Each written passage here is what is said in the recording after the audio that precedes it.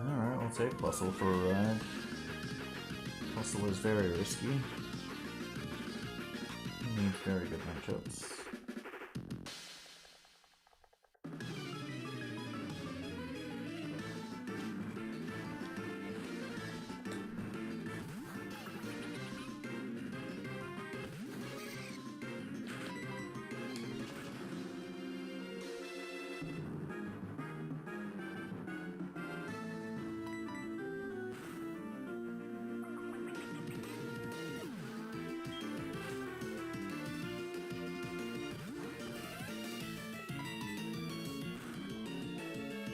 Team White's right.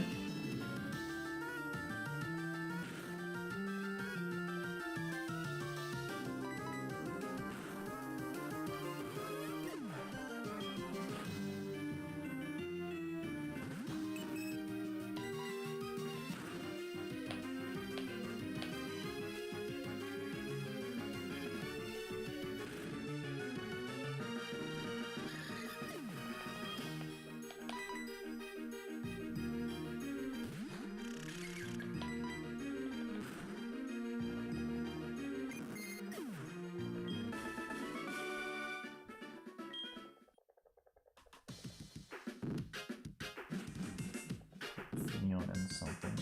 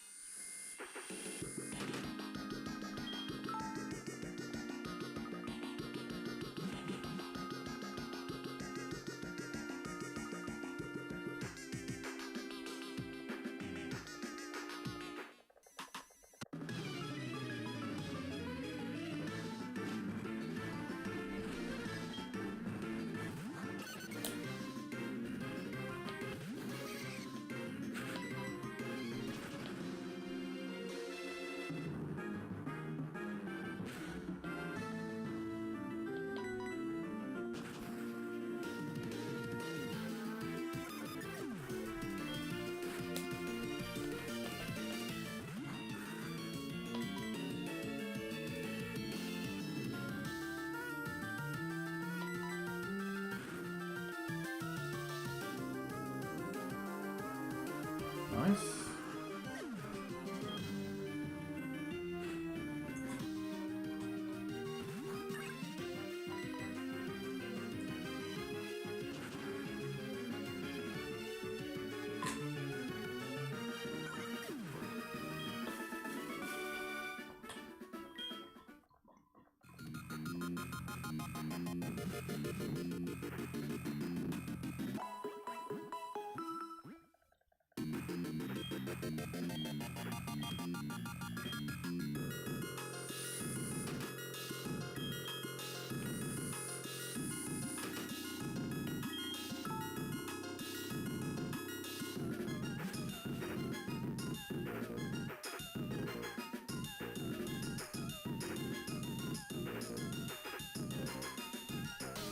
Actually a pretty good team. Sup, Team T1.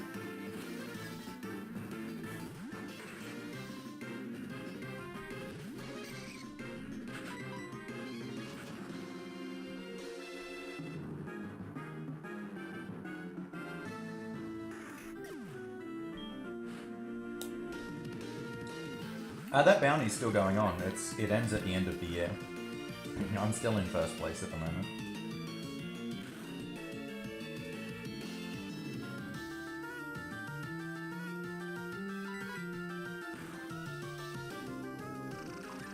At least Arabia doesn't go quick attack.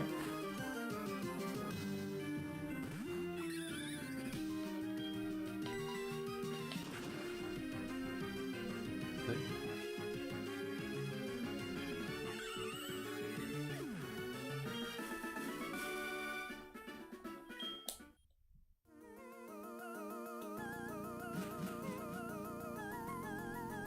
Honestly, I've kind of moved on to routing other things.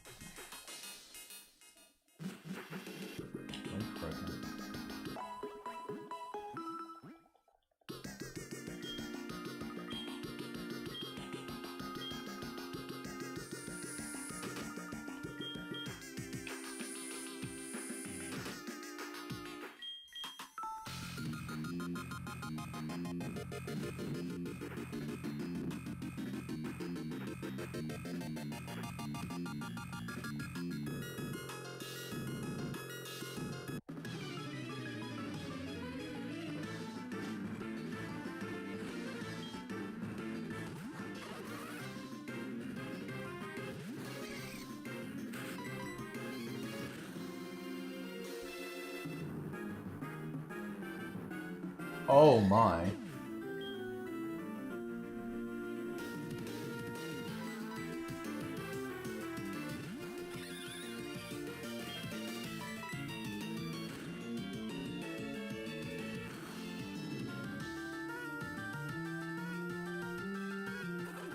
I'm gonna have to switch to Smoochum on Onyx now.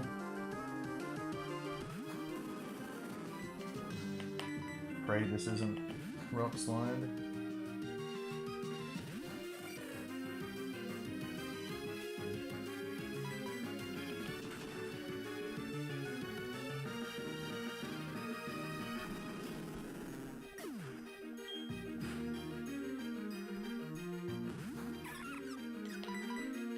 TY.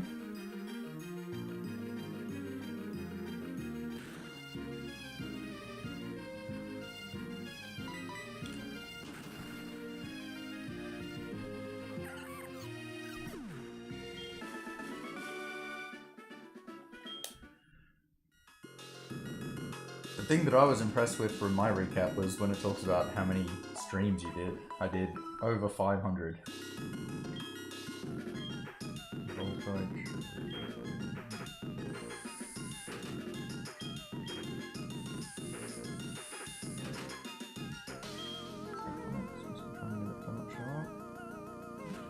And it was like, what, 345 days with a stream?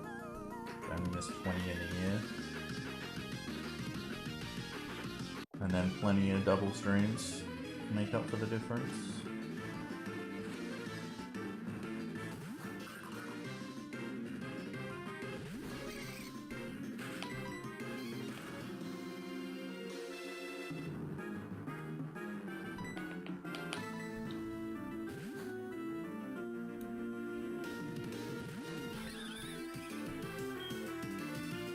Ugh. Wow! Gets the ancient power fucking rainbow. Oh, what an asshole! Alright, nice. The problem is I'm not sure I'm gonna one-hit balloon.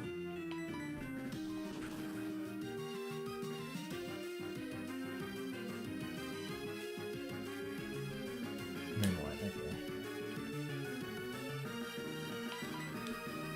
That gives me the win.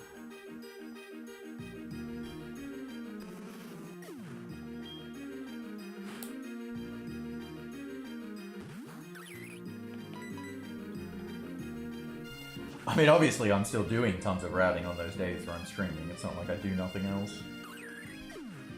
It's more just that many days of being too sick to stream or having something on that goes the whole day so I can't stream. Basically trying to get one every day if I can. Nice battle. Grimfuck Hitmonlee Masquerade.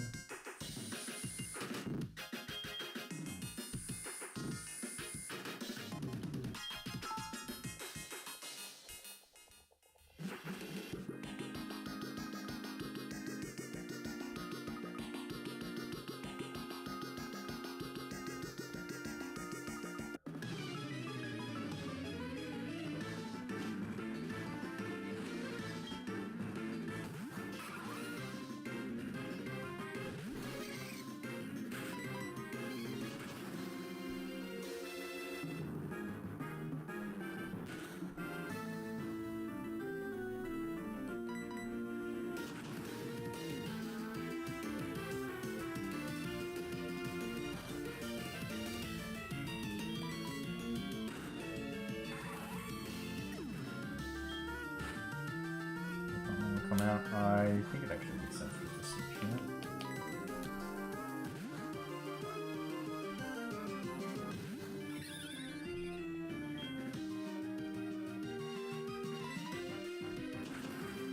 Yeah, well, I mean, part of that difference is living by myself and now living with a partner. Want to be doing a bit more streaming now in terms of that's always like my thought process around wanting to get, you know, more money out of what I'm doing is to do more and not to exploit people more from the same amount of work. Get more hours in.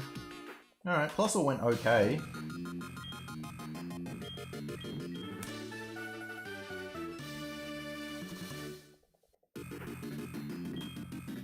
But making sure I'm hitting that right balance so I don't get burnt out as well.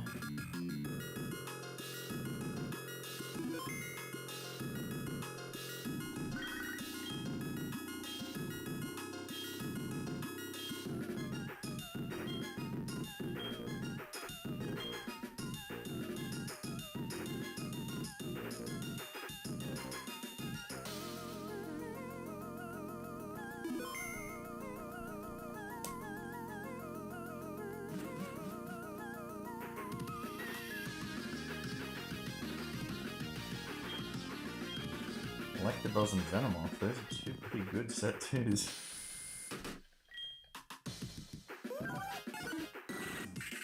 Wow. Okay.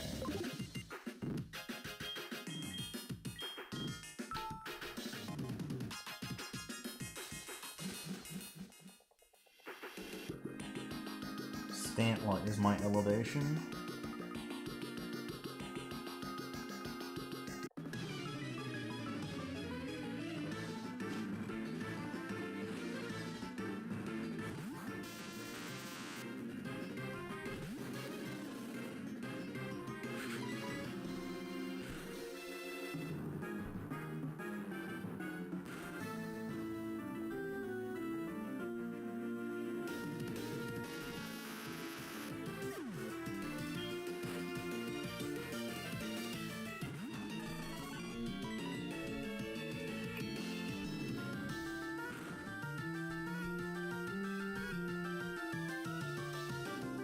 Oh, piss off, that didn't kill.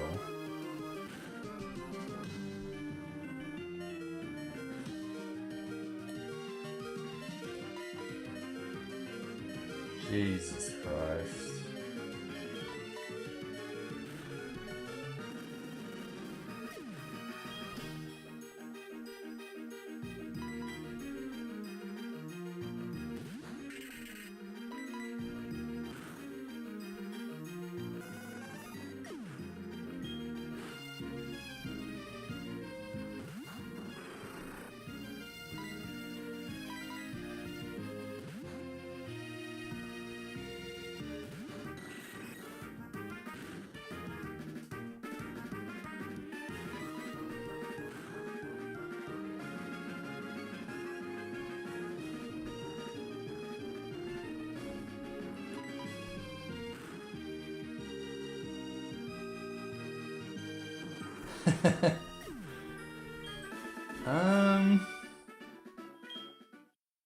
I'm not much of a sightseer, so I'm probably the wrong person to ask about that, unfortunately.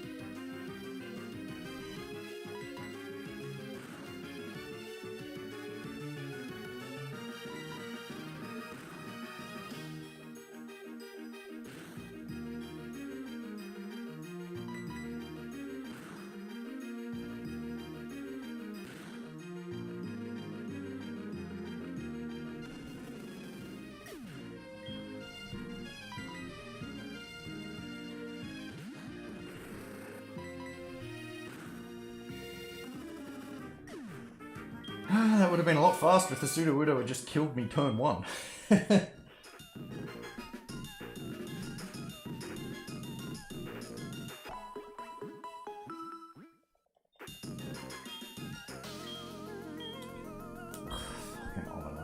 I probably should have just taken the risk and swapped the Sharpedo turn 1.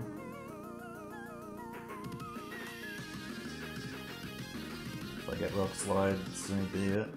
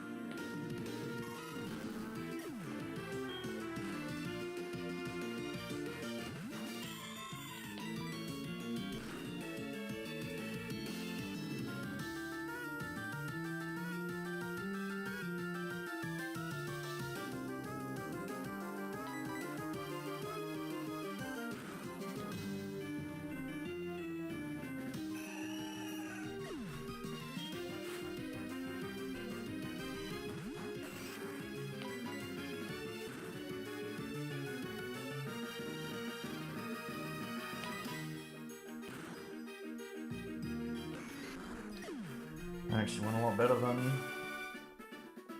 average would for that team.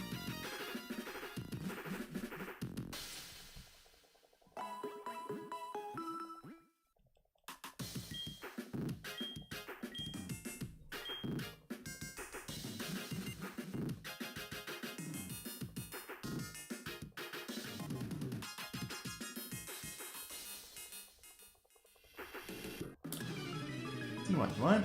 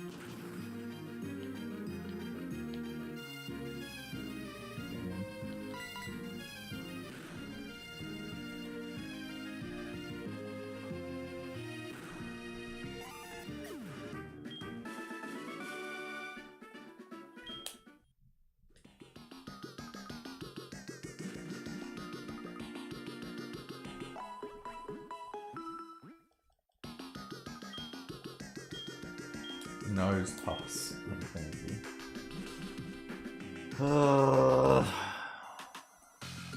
I've probably got to switch to Sharpedo. If I get Thunder Wave though, Jesus, it's gonna be bad.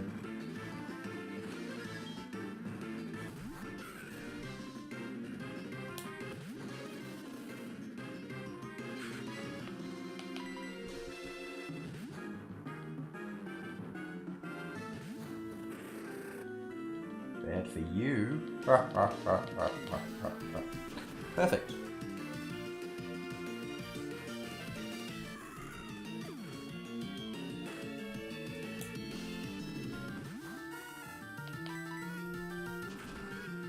You won't.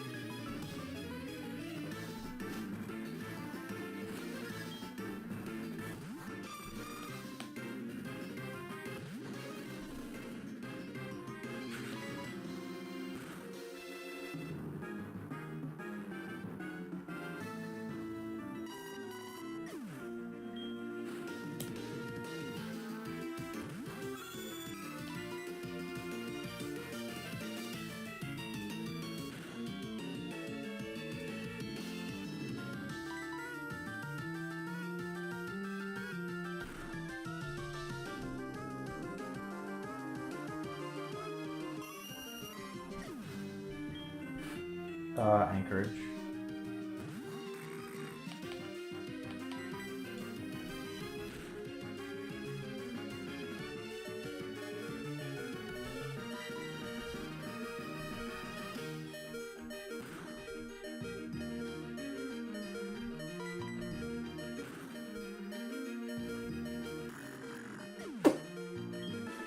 I was hoping it was going to use Pain Split.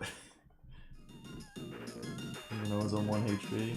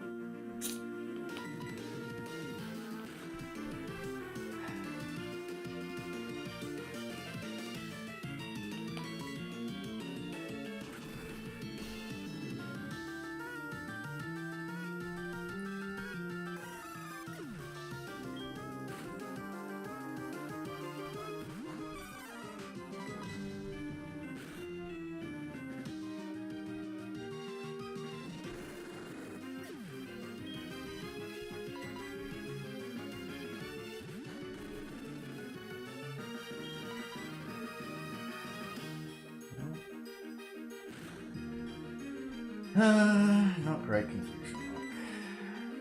Alright, if I can get through. Oh, hello. Now I've got +4 for Gorovis. We're so back.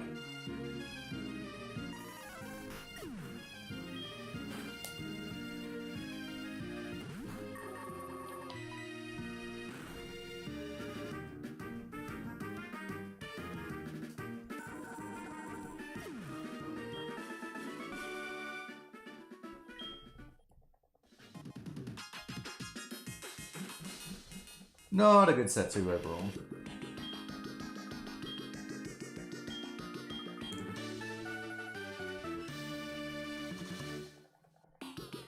Very few good matchups for me.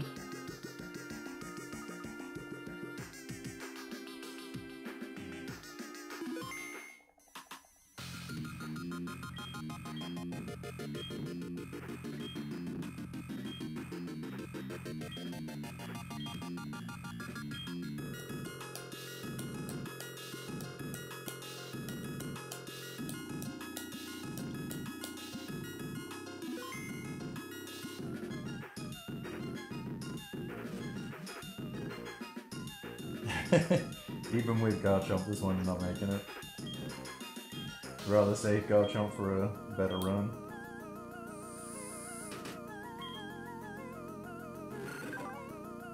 I got Probo Pass.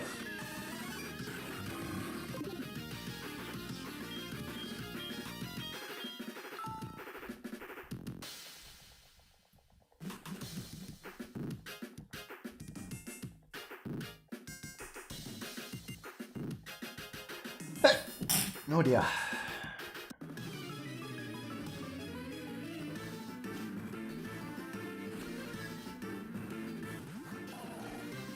Not this run. Not this run.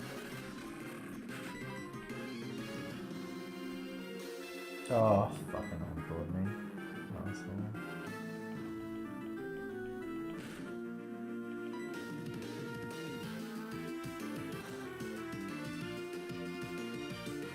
Encore is very good in Gen 4 as well.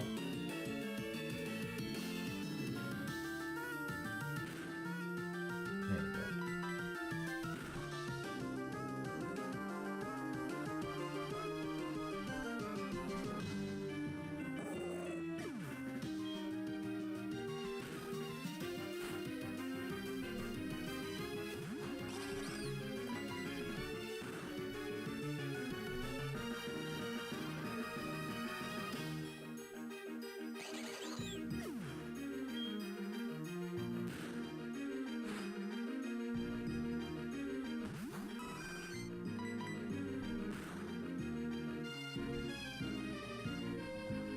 Definitely did not need more than +1.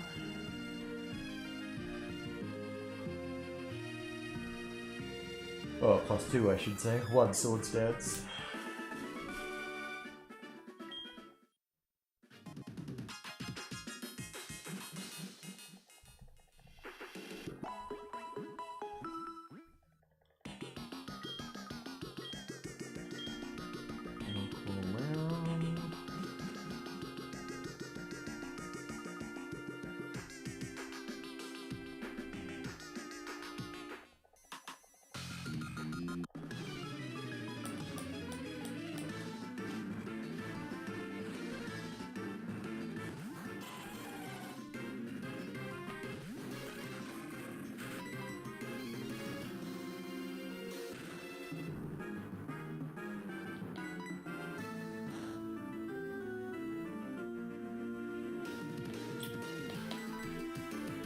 Wow.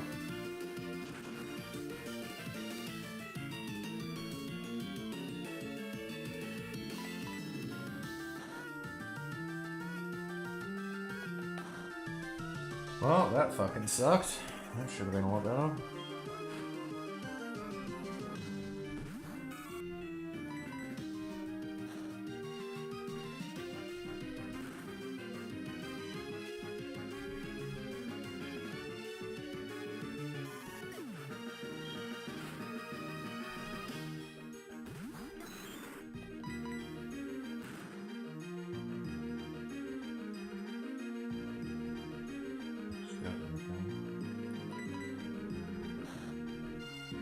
Ugh.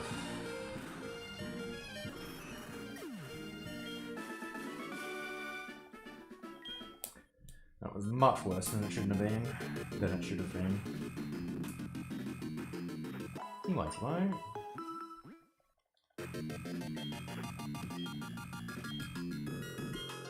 That's my Stantler again.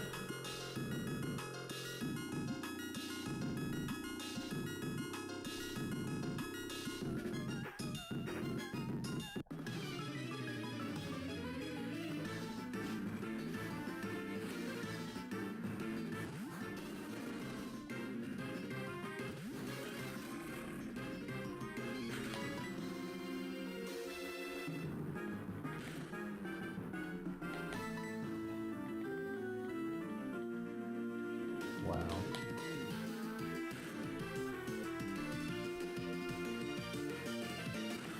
Not having very good status luck.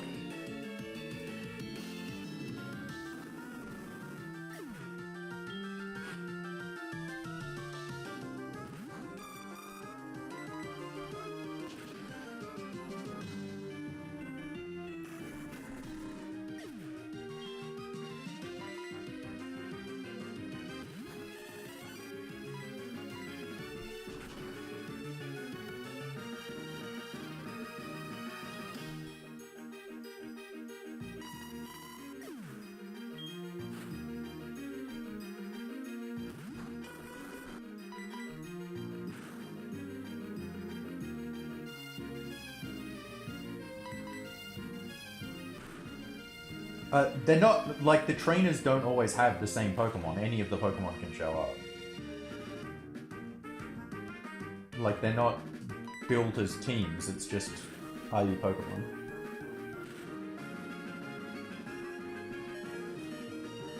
The answer to that technically still would not be every combination of however many Pokemon are available, because the exception to that is you can't get, like, because there's item clause, you can't get Pokemon that have the same item in the same teams as one another.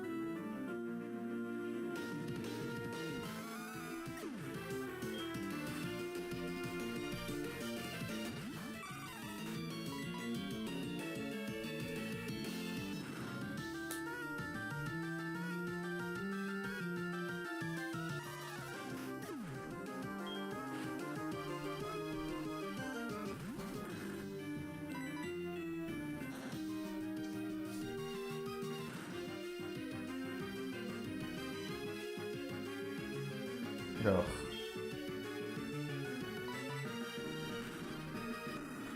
Gyarados.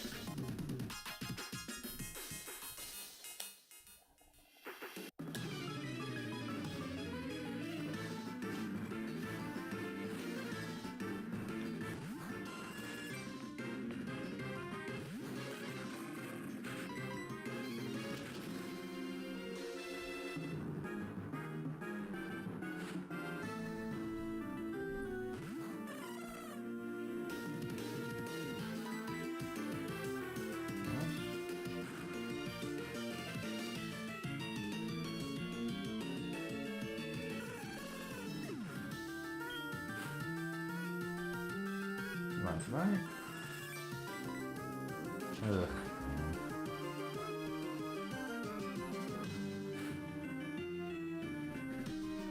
Ugh.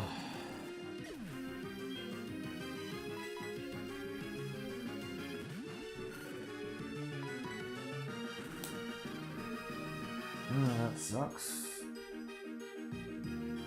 Luckily, Quilava for some reason has fucking Crush Claw.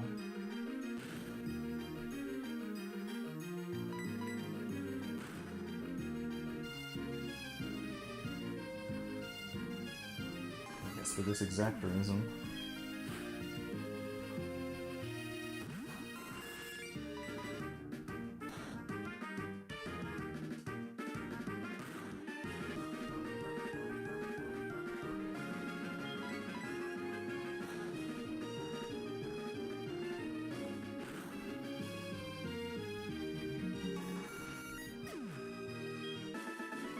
TY. Ugh, I've still got 2 to go.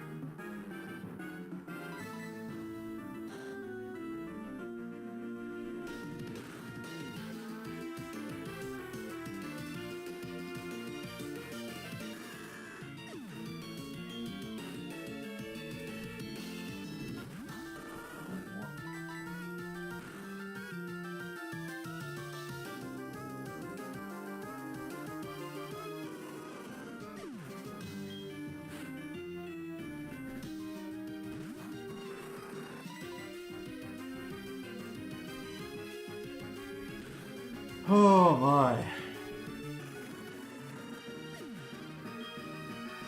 There's been a lot of hit selves this run.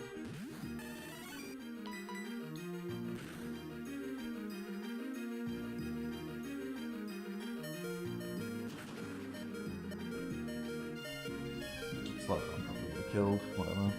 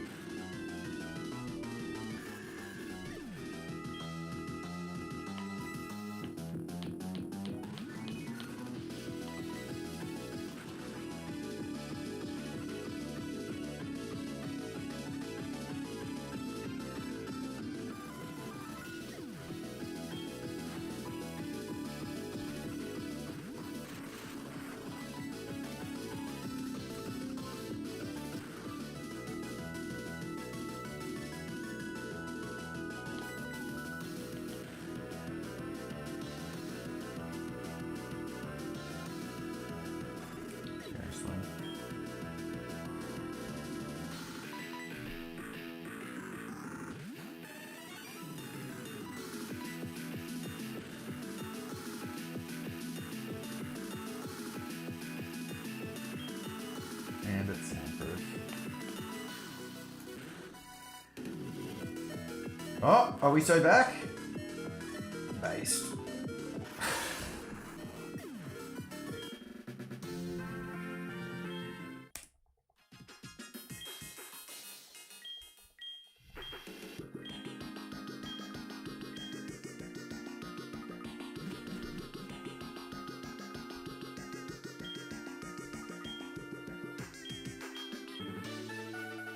No, I got past Thornton yesterday. I mean, Swift was a kill move. That's why I had a chance to use it there. Obviously it is objectively stupid, but it's how the AI works. If it's got a chance to kill with a move, then it throws that into the options to use.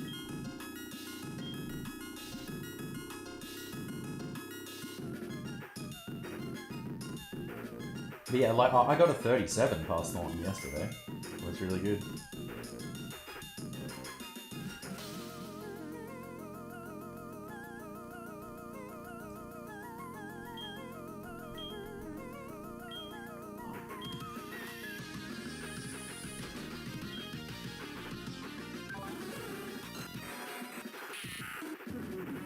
That is not good.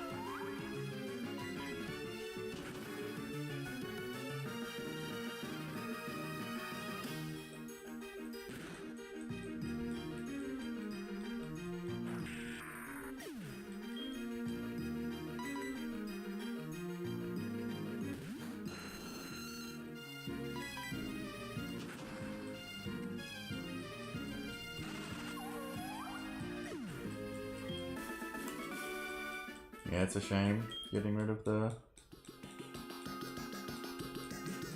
Remoraid. If you mean this Drapion, this one's got Sniper. Obviously the classic Drapion set that you see in the Frontier from time to time has battle armor.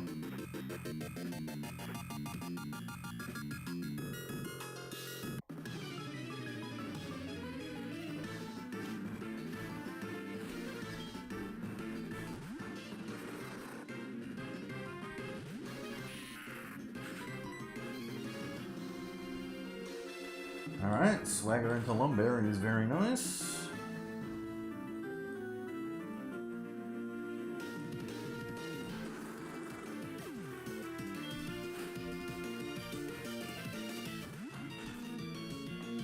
Probably Crunch at +2.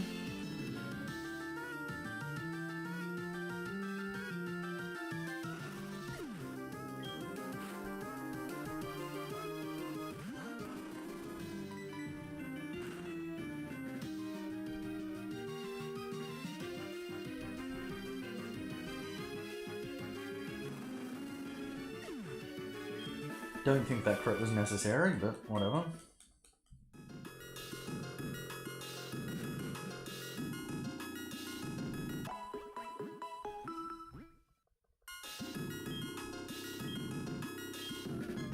Solar Beam.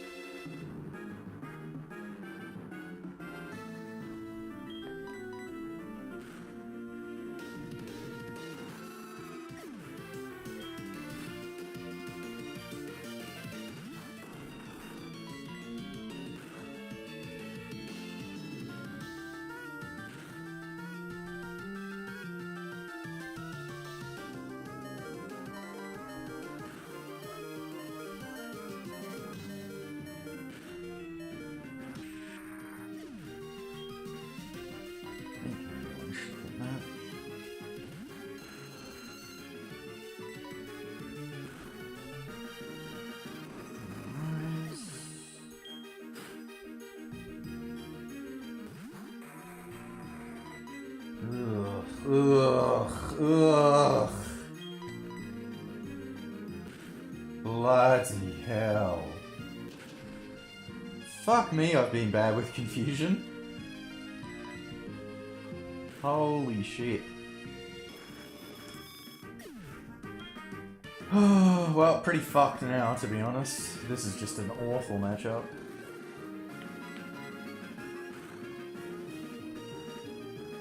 Now, of course it goes fucking Sandstorm now. Unreal.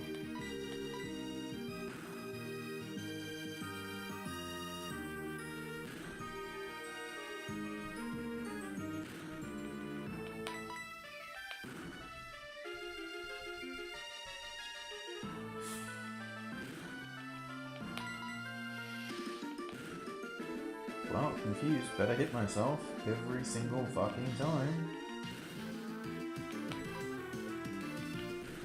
Wow. It's just incredible.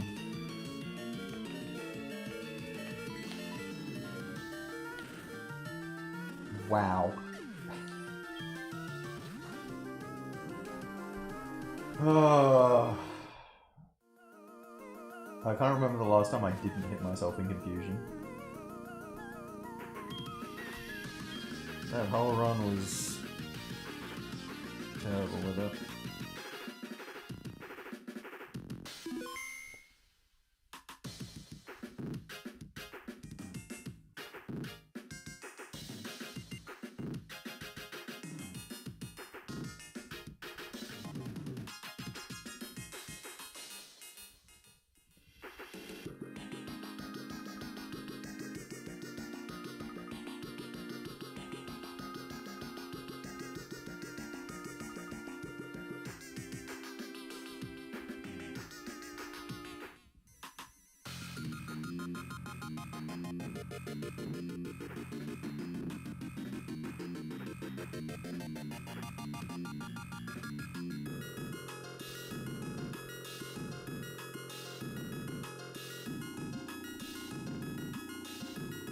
Alright, I am going to do some more runs, but I'm just going to use the bathroom first. I'll be back.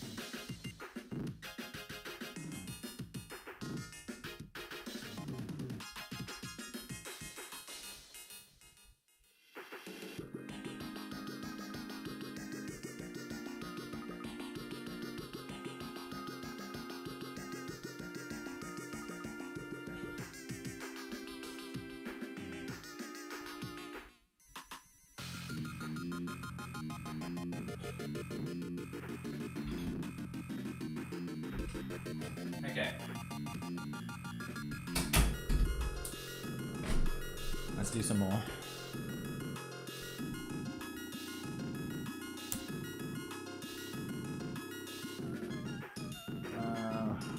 Where's my stylus? Shit!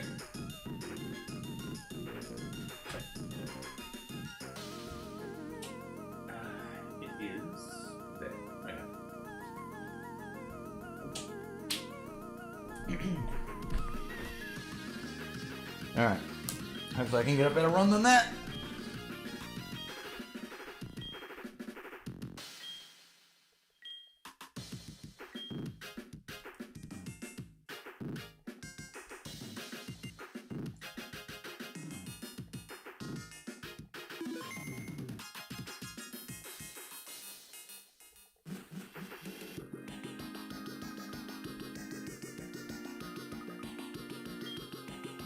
Arena, Magnemite, Aron. Geez, that'd be a great team if there was any decent ground type moves. Yeah, Fampy, I don't have any ground type moves. I just can't win this fight. Goldbeam just doesn't have enough. Fucking Mantike would be better.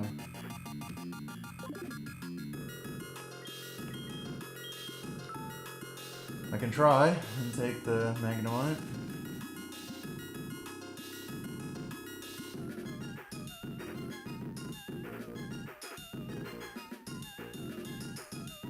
Was neat arena, wasn't it?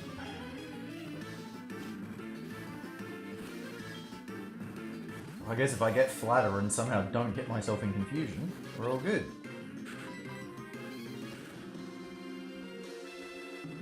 We were not all good. There's the flatter.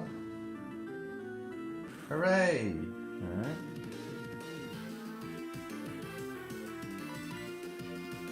You're supposed to use flatter again. Nice. Okay. I might actually get Magnemite at +1. This might actually be not too bad.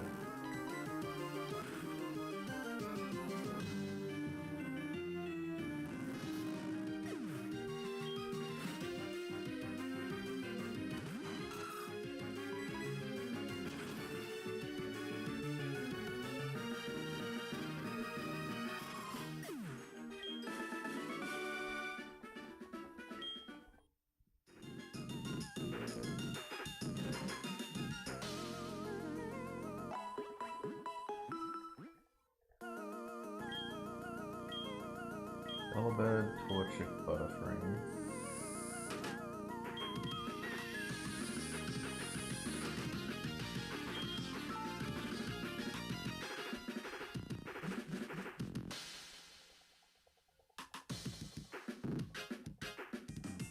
Today, doing pretty good. Doing pretty good.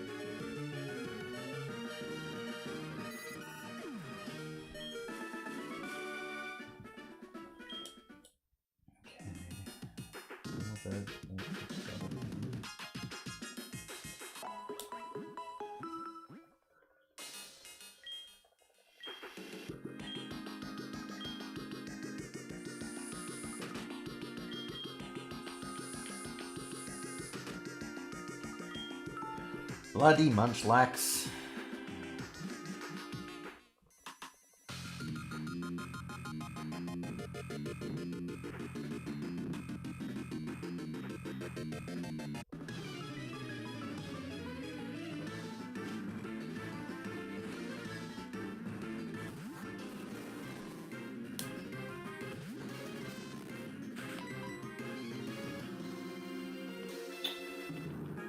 Why? Why miss?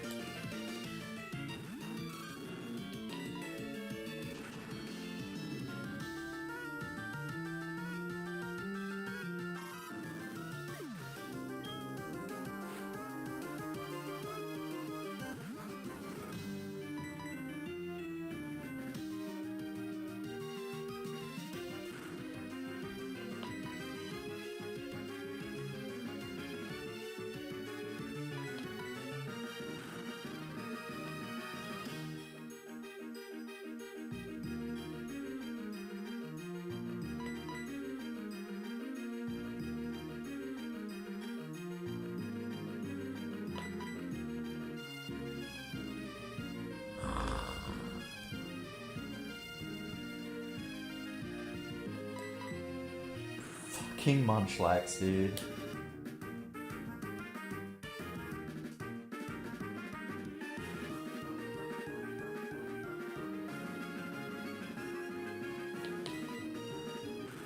Oh, fuck this thing.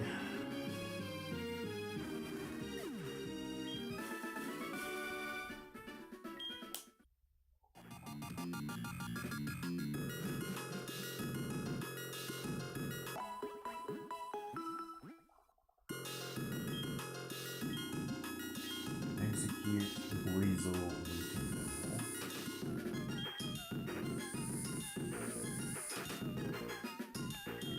I wanted to take the Munchlax. Whatever.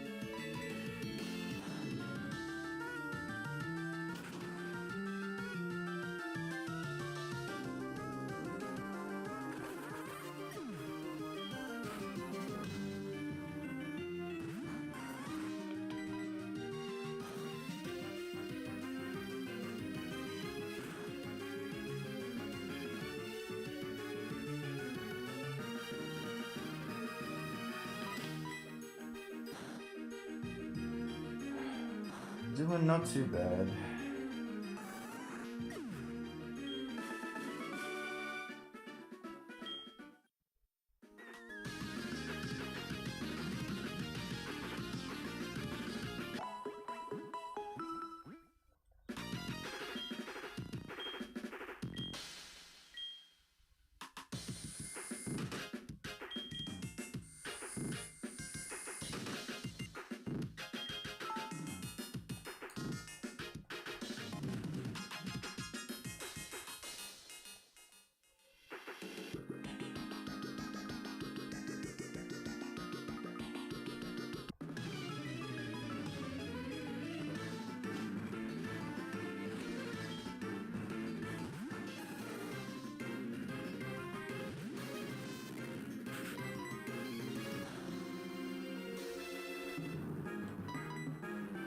Oh my god.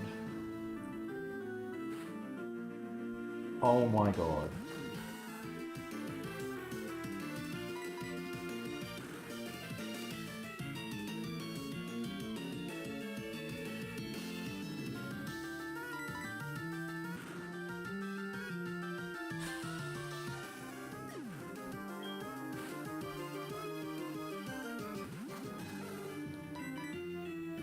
Oh my god!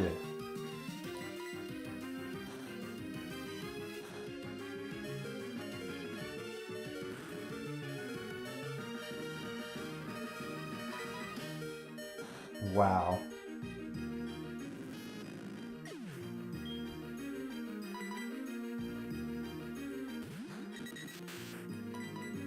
Fucking random AI, BT dubs.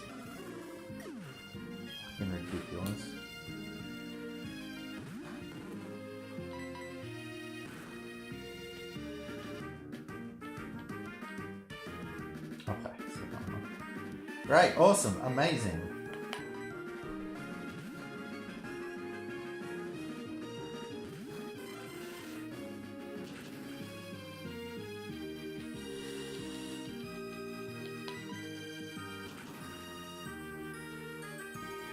Ridiculously terrible fight.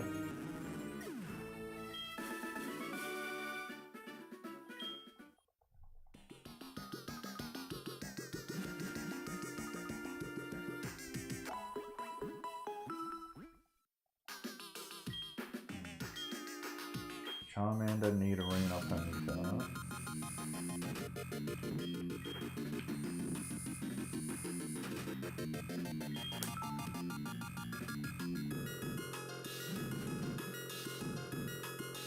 Team for Magnemite, so I'm just going to send in Apom.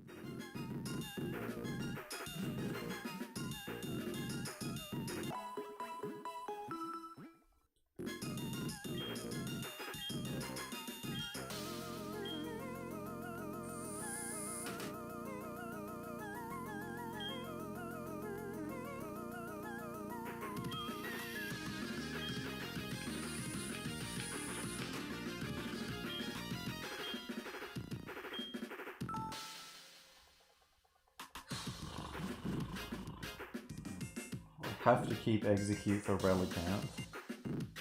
The thing that's fucking dumb about this is, I know this because it's so dumb, so Grass Knot is a move that does more damage the heavier a Pokemon is. What would you think Grass Knot's power is against fucking Relicanth? If you think it's higher than 40, you're wrong. Relicanth is ridiculously fucking light for some reason.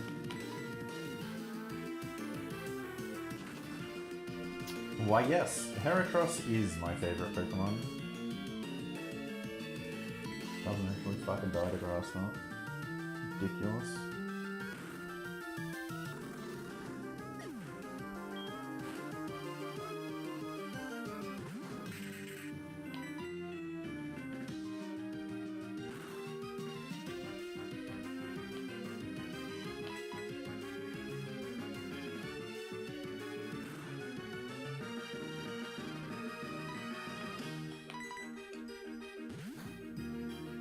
Correct. Not that that really matters in this context.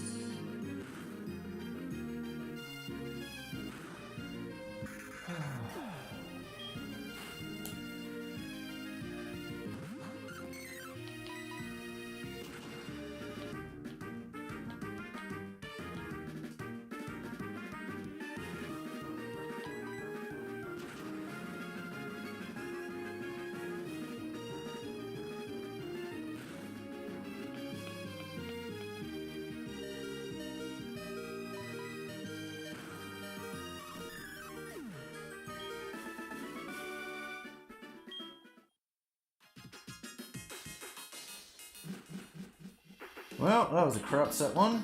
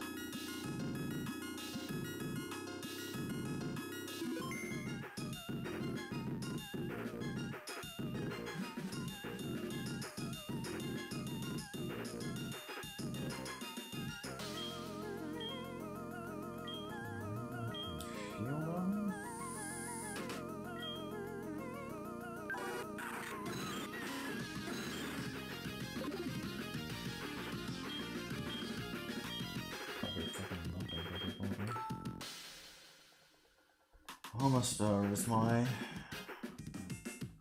elevation.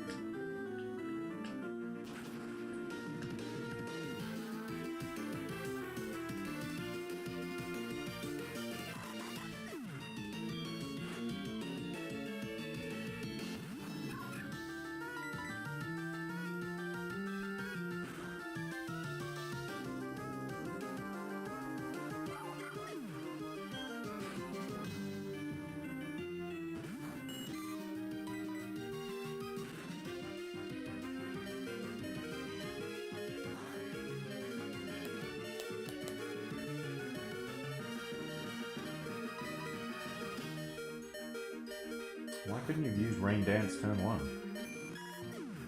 The one hit.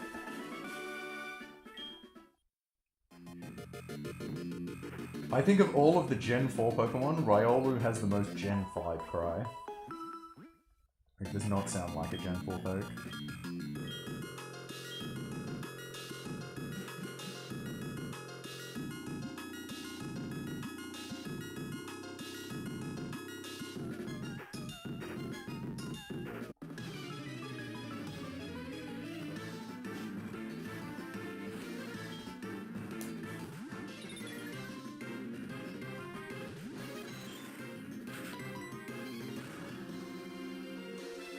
I haven't even touched Prime 4 yet. I've also been...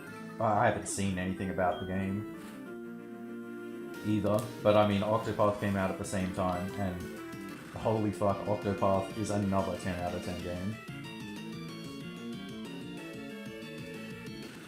Still working my way through it, but it might... like, it's hard to say that Octopath isn't just my favorite series now. It's the first series that has ever given me 3 amazing games in a row. No series ever has done that before, and it's done it with its first 3 games.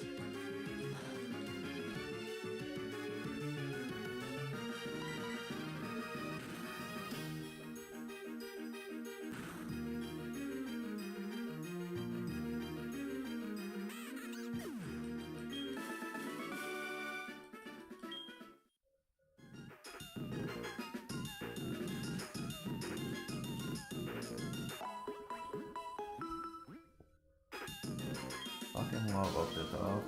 Leap in Dustin.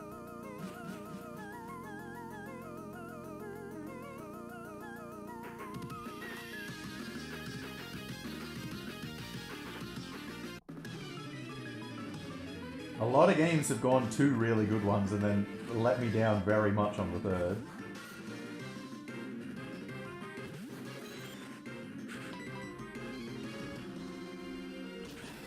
Bright Powder Mist into Grass Knot. Really? Oh, fuck off.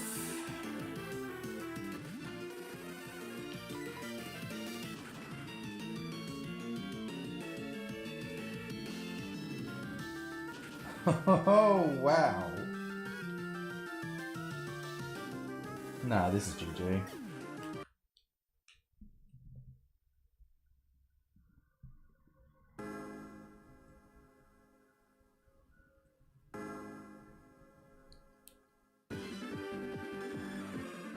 Yeah, I feel like the first Octopath game did get a decent amount of traction.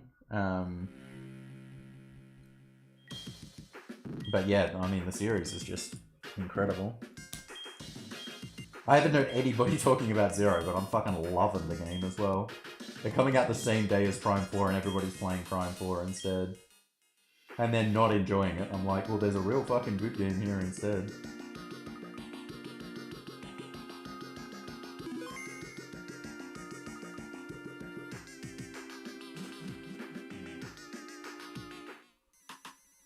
But yeah, the fact that Relicanth is lighter than something like Mankey is just fucking stupid. Fuck how light Relicanth is. Oh, so Prime 1 and 2 I would also put in that category of the first two games were insanely fucking good. To be fair, I never even fucking played 3. The reason I never played Prime 3 is force motion controls. I just refuse to do it.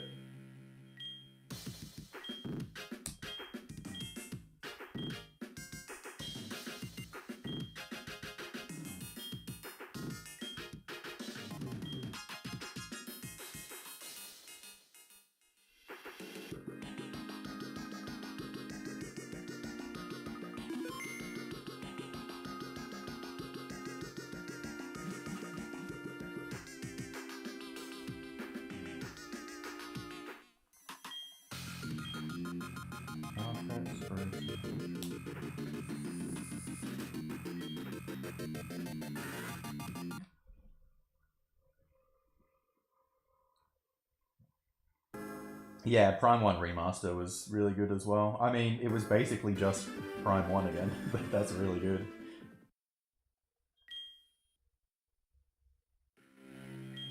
Yeah, Banjo, the third game, let me down. Prime, I didn't even play.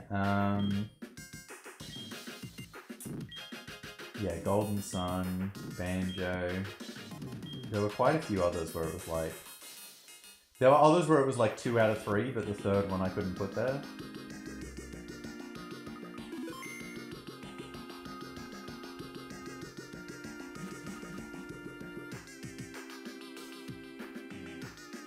Like, you know, I could say Sonic 2 and Sonic 3, but then after that they deviated quite a lot. It took them, what, 20 years till Mania showed up? I can't actually remember what the thing was, I wasn't paying attention.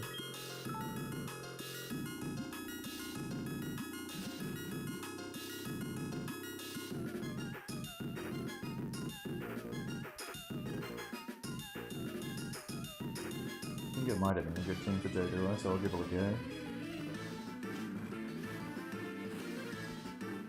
I mean, even Pokemon, I would say, like, Ruby and Sapphire was not amazing compared to, like, what I had with the first two games.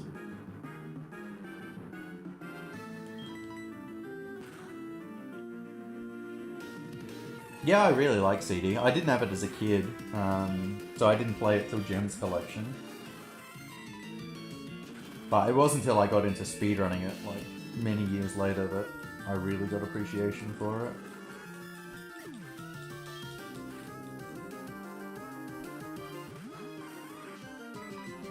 Let's see what they're doing.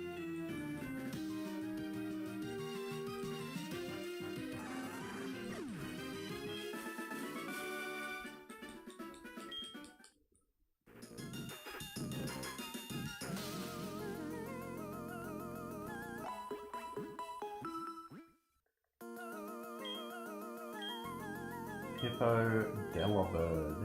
L50.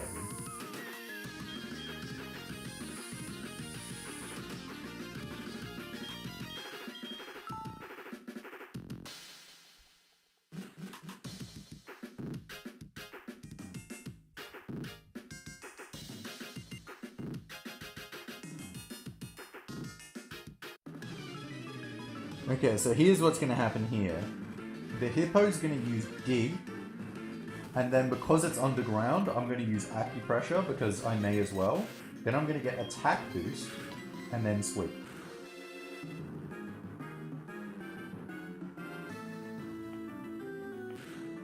The game did not listen.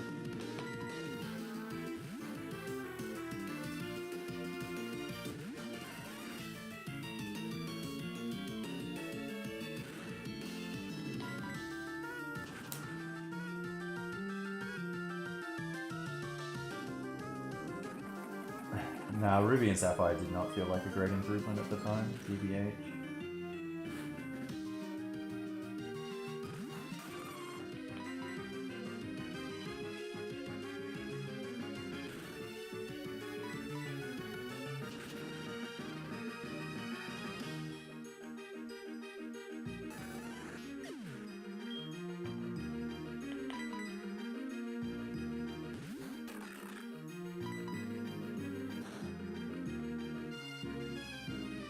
Paper Mario I put into that as well. Really enjoyed the first Paper Marios, and then Super Paper Mario, like it got a lot worse in the Paper Mario games, but Super was not the same level as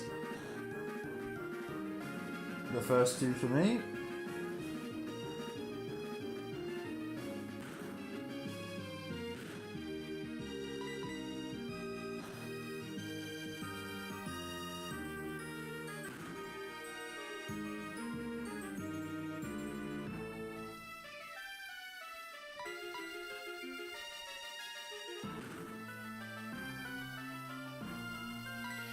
Main improvement is the graphics. I don't know, I think Gen 2 is prettier to look at.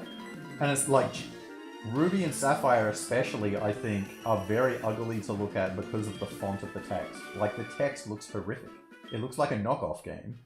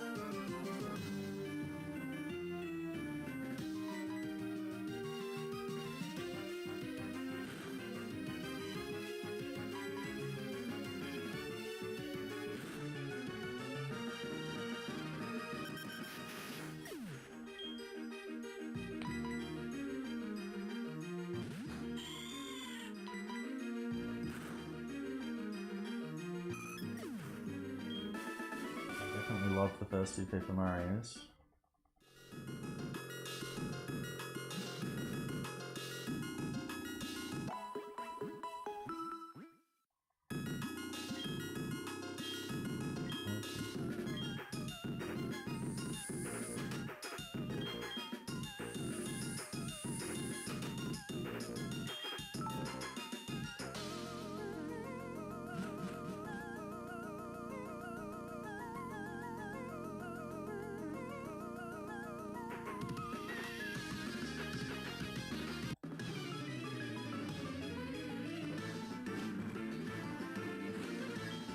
I always find it odd when people complain about games being linear. Like, I just never see that as a complaint that makes any sense.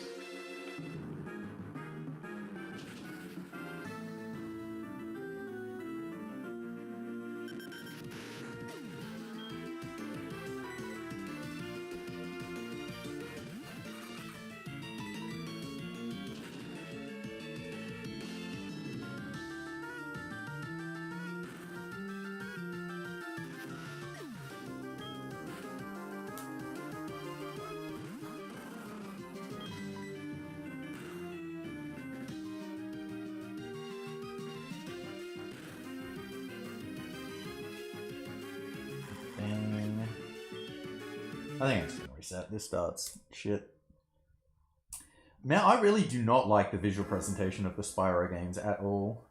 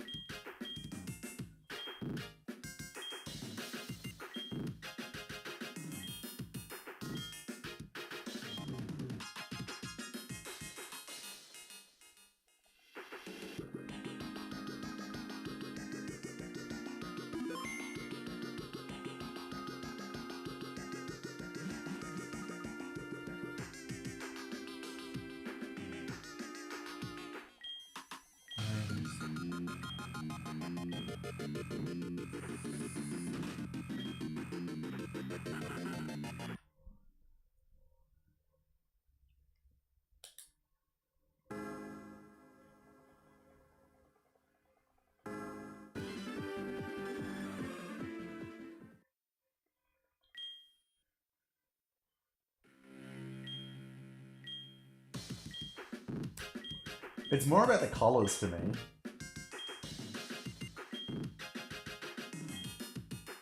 And so I think about this a lot in terms of color presentation for the older consoles in general, and why I never gravitated towards PlayStation. Spyro was kind of like the most colorful game that they had in terms of like their big players, if you can call Spyro a big player. And it was like, the colors didn't feel vibrant, they felt really washed out.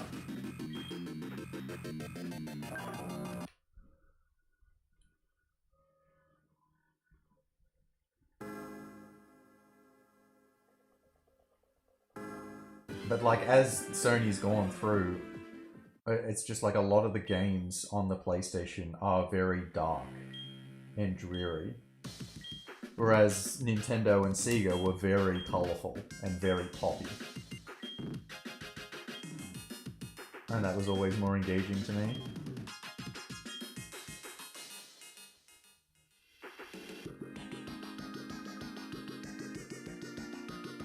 So Crash is fine. For like, it definitely doesn't have the washout thing that Spyro does. And they were definitely the games on the PlayStation that I kind of did gravitate towards more.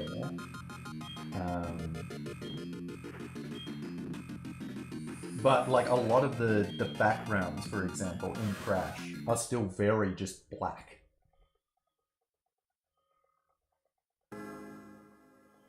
Like there are a lot of stages where it'll be like, the kind of like level path or whatever has quite a bit of like decent color and contrast or whatever, but then the surrounding area that you can't interact with is just kind of like black or brown, one color put through it.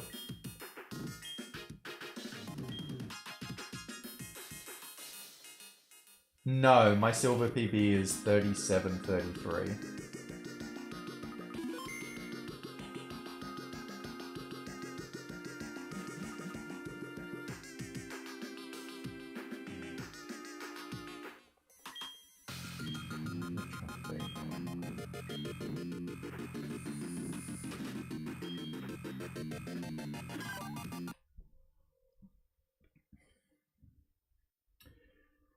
It was my PB when I got it though. When I got the gold record, it was also silver record at the time.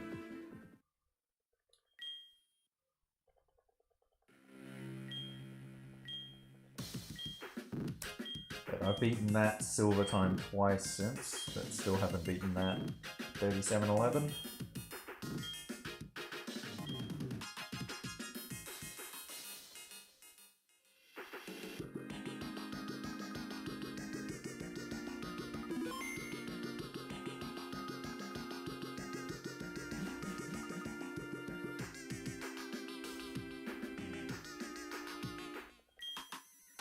Traveler, happy evening.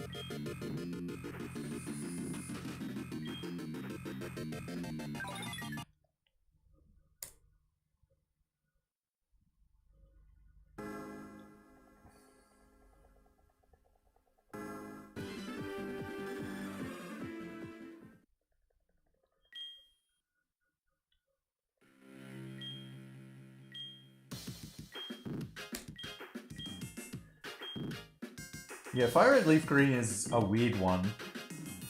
Like, Fire Red Leaf Green almost feels like the first game in what its, like, presentation is. Despite the fact that it obviously isn't.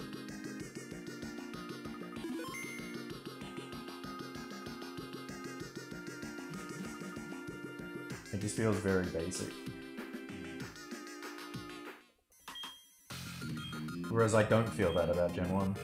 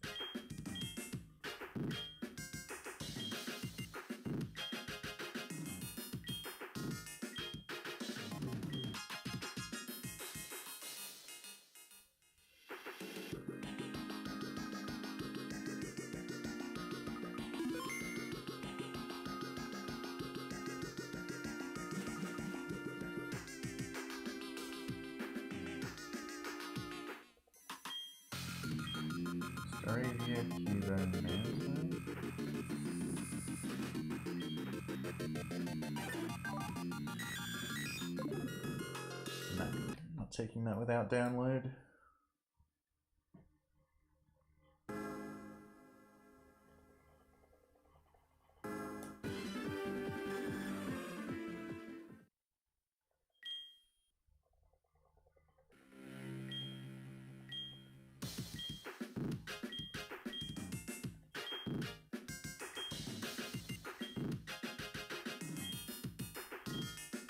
Man, the SP, what a game changer.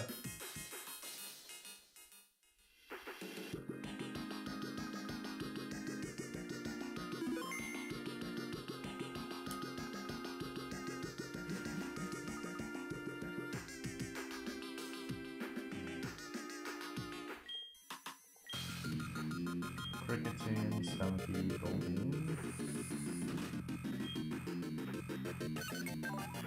I think one of the things that's kind of gotten lost to time about how big a game changer the SP was, like, people will still talk about the screen and how much that mattered. But it was also, the GBA was still fucking AA batteries. And, like, I know a lot of people who did have those fucking rechargeable packs for the batteries, but not having to use that shit anymore, fuck, that felt good.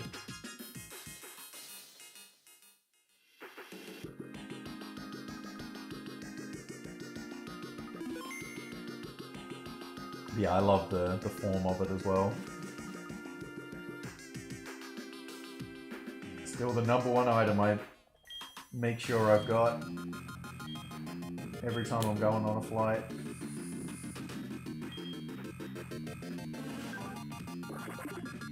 I shouldn't check elevator.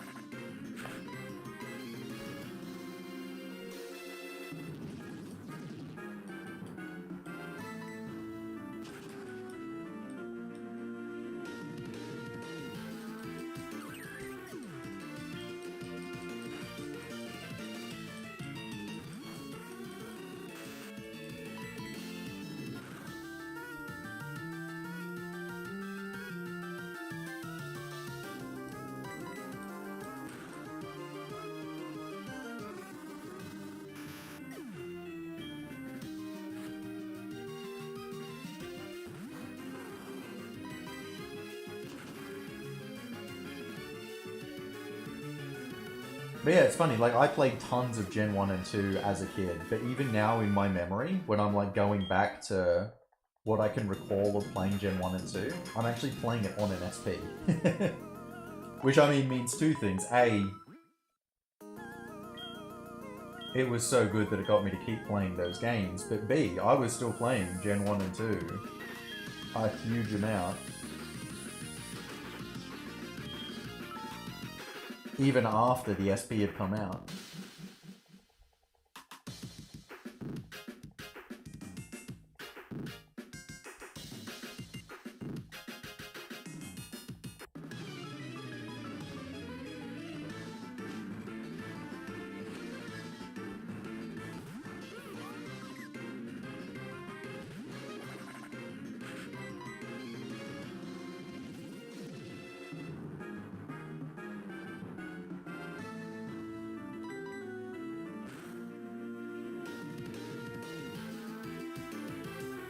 Yeah, I never had the wireless adapter. I have one now, but I didn't have one as a kid. I did have a link cable. I wish I still had my link cable, to be honest. There was something just so charming about physically doing the link cable to have the Pokemon move across.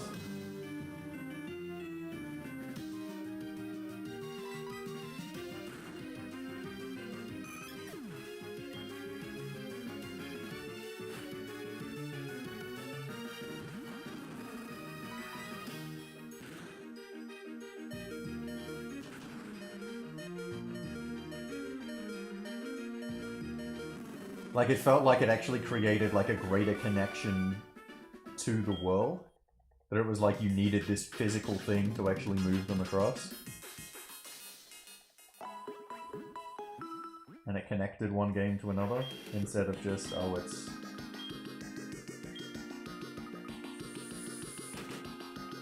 all just wireless.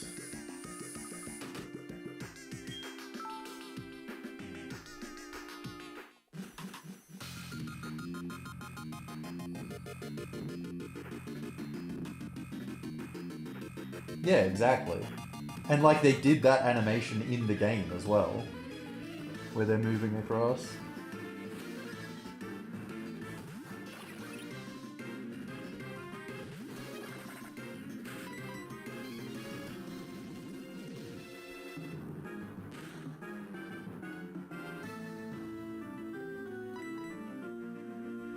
Fucking hell. Why does this never protect when I'm setting up the weather? It does this every time. Fucking Bernie.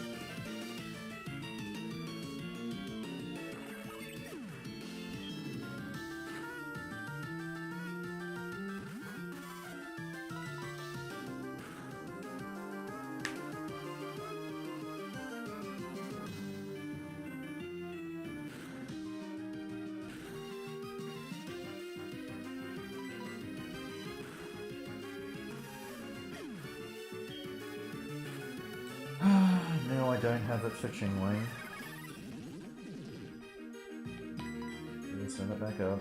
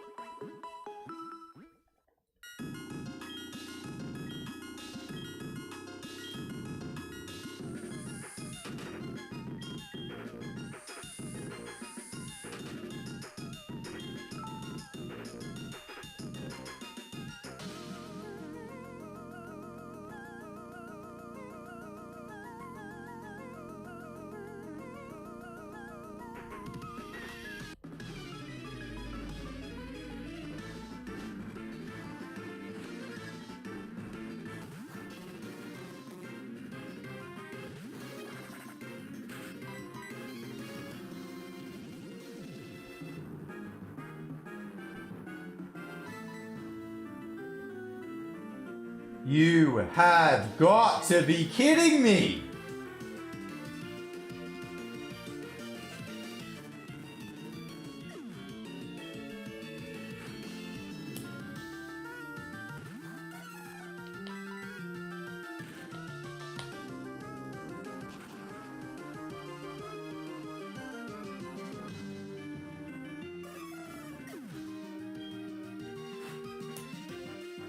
I don't remember seeing any advertising for Gen 3 at all when I was growing up. I'm sure it must have existed, but like, there was so much in Gen 1 and 2, and I don't remember a single thing about Gen 3. Like, to the point where I genuinely do not even think I knew Ruby and Sapphire existed.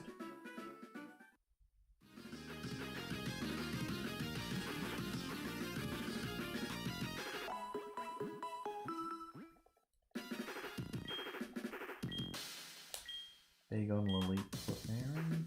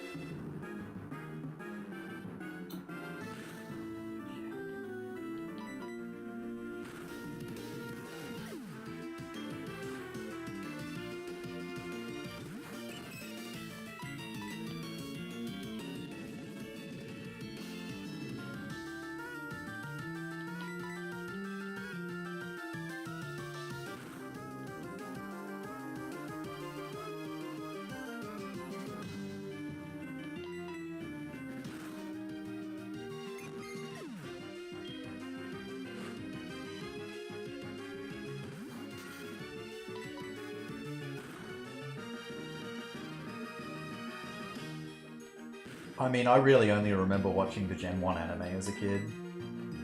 I don't even remember watching Gen 2, even though I played the games a bunch. But like, the only episodes that I remembered were from Season 1 and 2. The only other times it'd be like, very occasionally I kind of like switch over and see some episode and just be like, whatever, and then switch away. Bonsly Cider Illumise.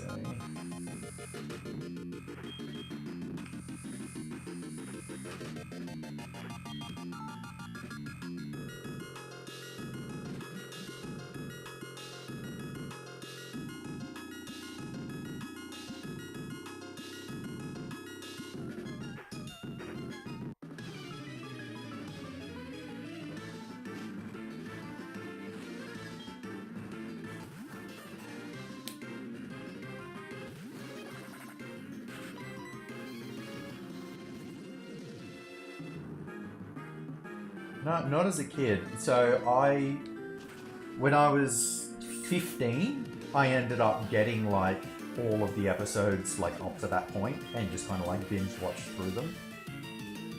But not as they were coming out. As they were coming out, I just remember Season 1 and 2.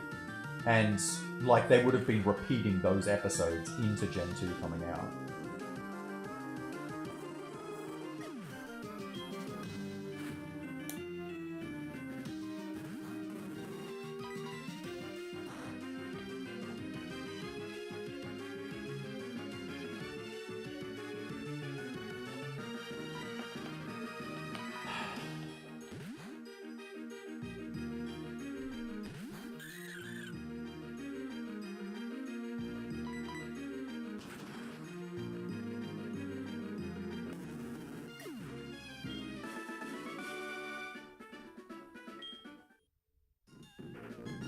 But like, even though the anime wasn't there was still massive build-up into Gen 2.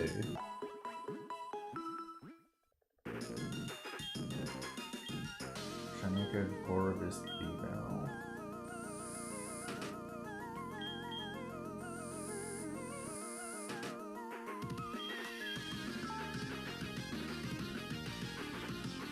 Probably should have just taken...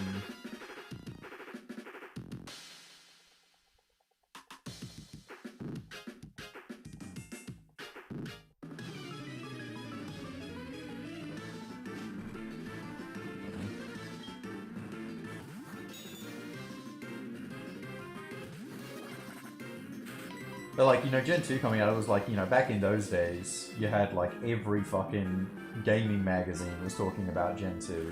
Every like...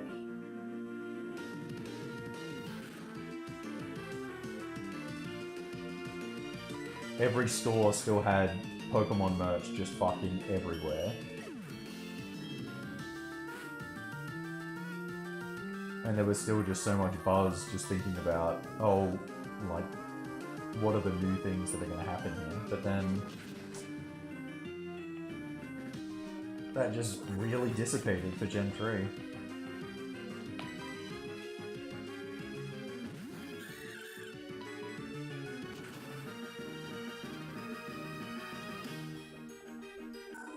Because of course you've got to remember, by the time Gen 2 was like first released, was still during like the Gen 1 mania, right? Because it was still, things were way behind back in those days instead of the worldwide release stuff.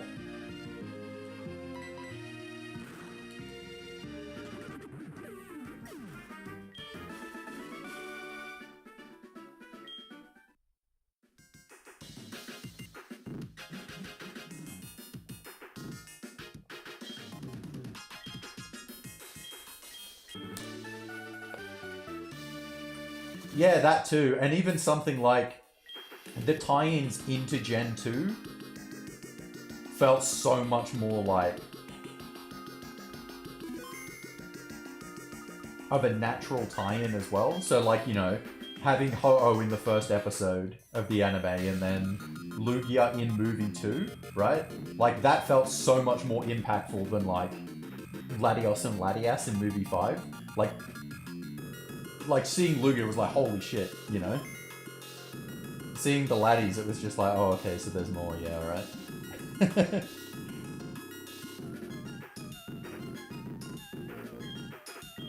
That's what I'm spelling.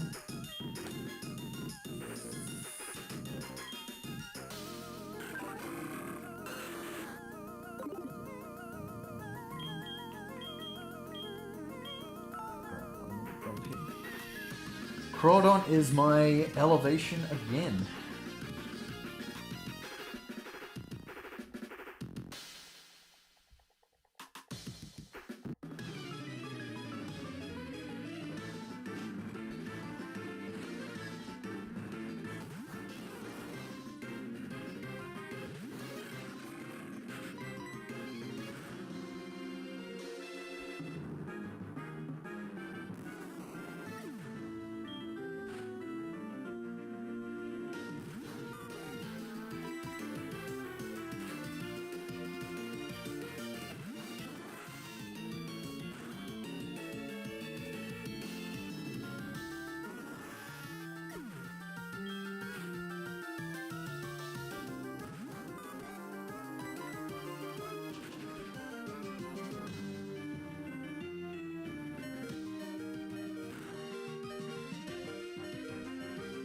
Yeah, I mean, nothing had the impact, anime-wise, after Gen 1. Like, that was a totally different beast.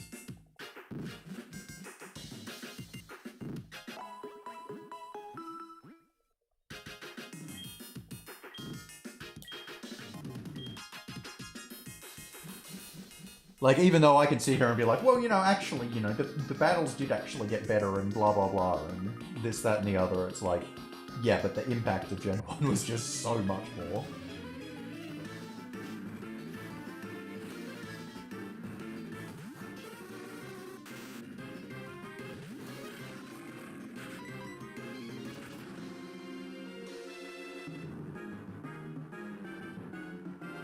Like, after Season 1, there would be good episodes from time to time, but it's like the majority of them just aren't like that. And so it's like, if you're a kid, I'm gonna watch whatever program it is that shows the kids' animes in the morning before going to school. Season 1 is just giving you so much more pound for pound every day.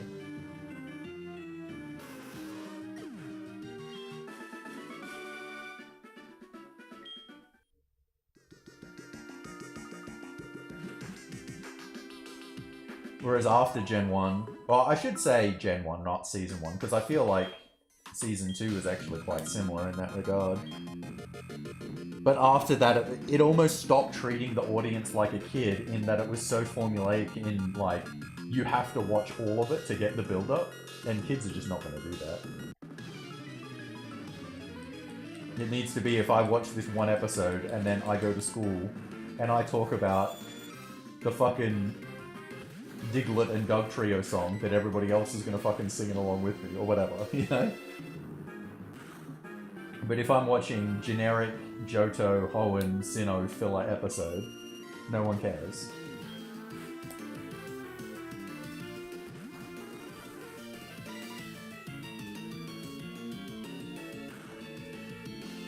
It's like, yeah, the battles in the leagues after the Indigo Plateau were better.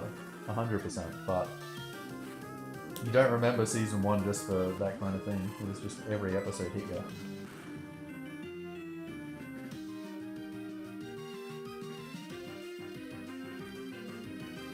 That's why I do sometimes get tilted when people are like, oh, Orange Islands was just all filler. It's like, no, it wasn't. Like, well, pretty much every Orange Islands episode had that same charm to it. To the point where I was like, when I did binge watch everything when I was 15, I was waiting for episodes in Season 1 that were actually in Whirl Islands because they were just so memorable.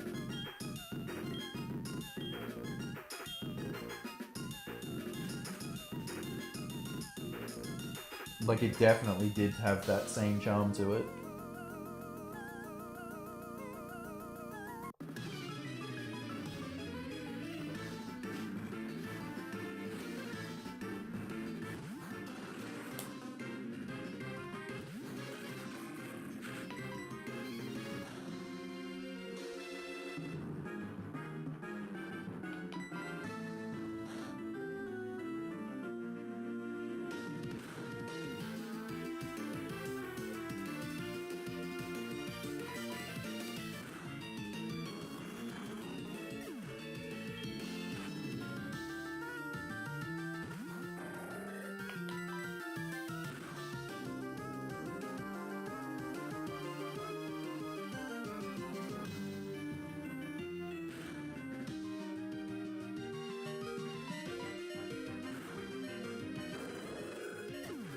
Yeah, like the pink Pokemon in Crystal Onyx definitely felt...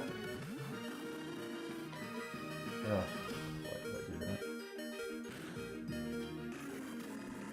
Like iconic ones. One to me was Bye Bye Psyduck. That episode where Misty's using Golduck. Like that just felt like I was waiting for that episode so much when I was rewatching through Season 1. Oh, Pikachu Revolts as well. That felt like the exact same one.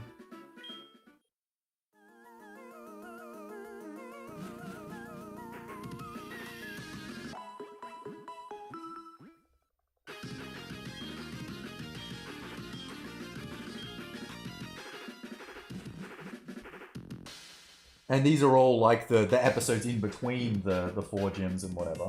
And then obviously you've got, you know, Charizard Chills is in Whirl Islands. Extremely iconic.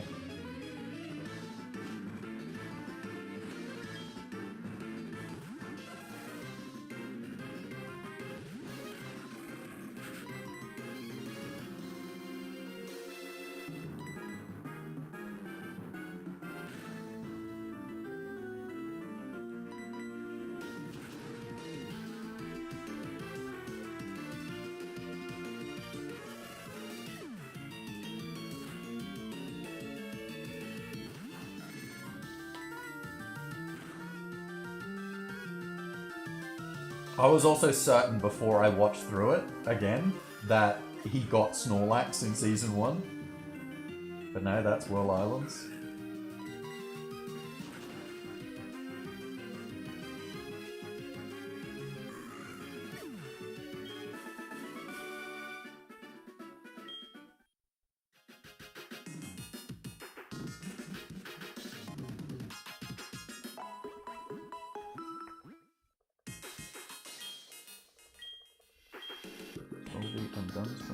I did say Whirl Islands. It's Orange Islands.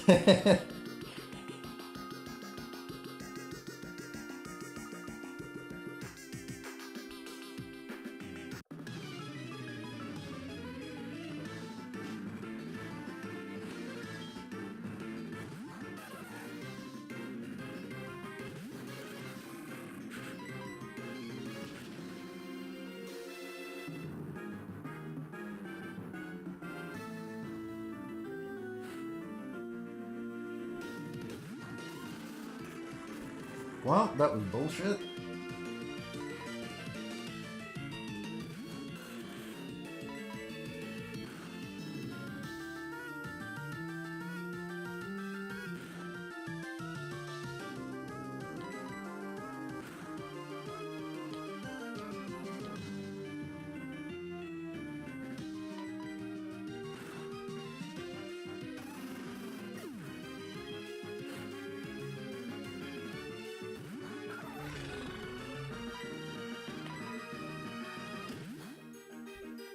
This is total fucking garbage now.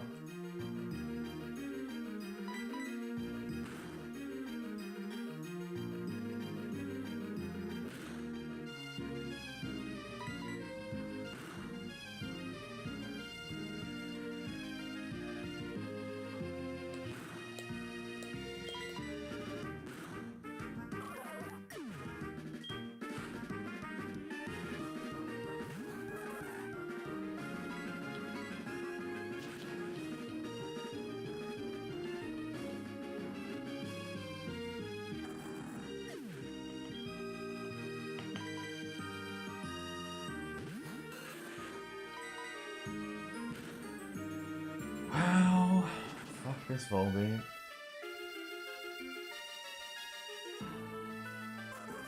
Yeah, far too generic to have the impact.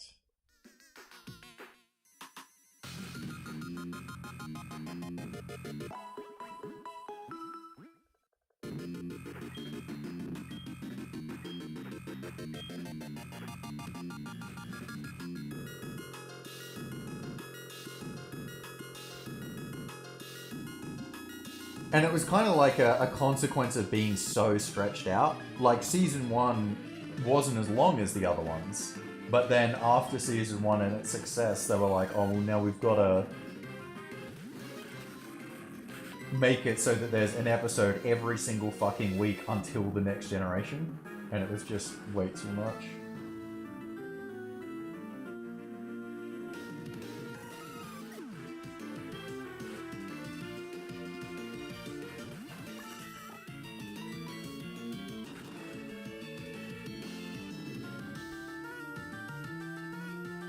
Ah, damn it. I should have gone Sword Dance.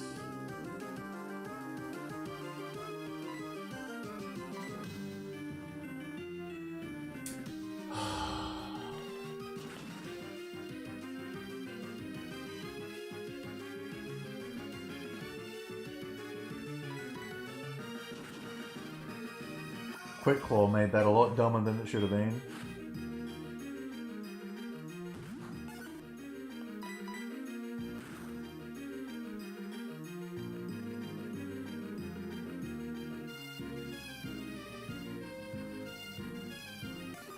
I mean, look, I won't disagree that the Gen 5 anime is a big fall-off, but I think it's a bit misleading to say it's the fall-off.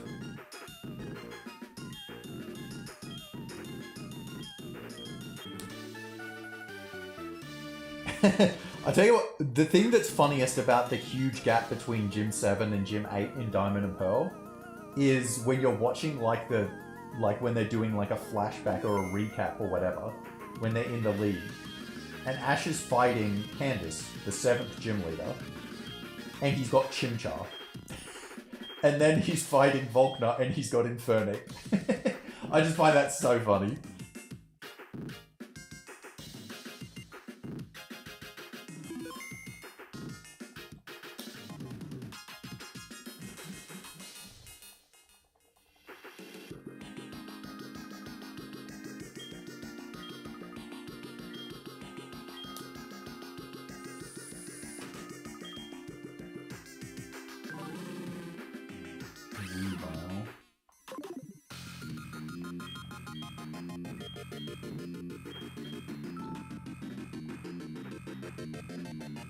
I thought for a second I had Garchomp when I saw the Gabite.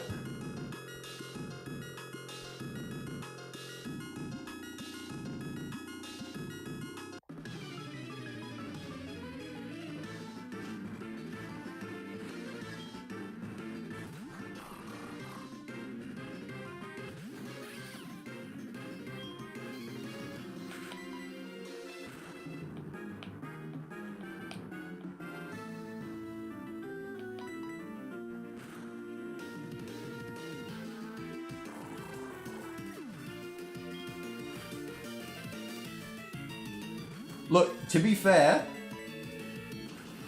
that episode was based purely because of what they called the fucking group that they were in. They didn't evolve their pokes. They had fucking Magikarp and Feebas, and they called themselves the B-Button League. That's just fucking brilliant. That's brilliant. Fucking rate that so hard.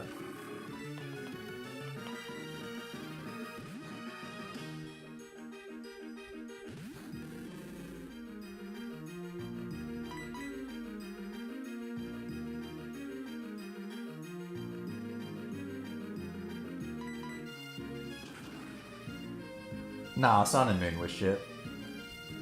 Like, the problem with Sun and Moon is the premise is fucking terrible. Like, Sun and Moon, I think, is the biggest fall off in the anime that it never recovered from. Because they took the premise from...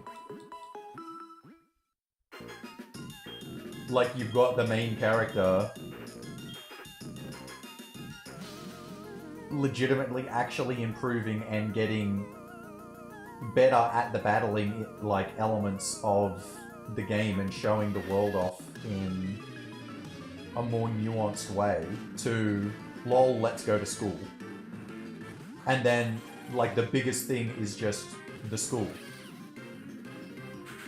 Like, the anime is interesting because it's such a fucking big, expansive world that your mind can interact with, and then they just boxed it into the most boring premise and the most overdone premise in anime.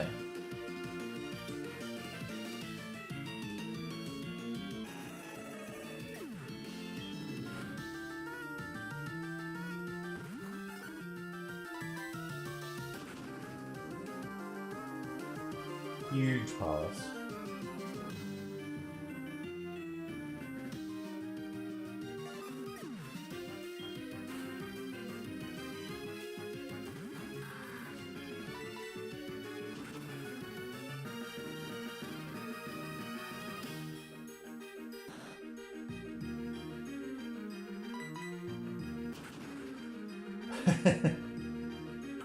Yeah, not too bad. I've been getting runs going, they just haven't been that good.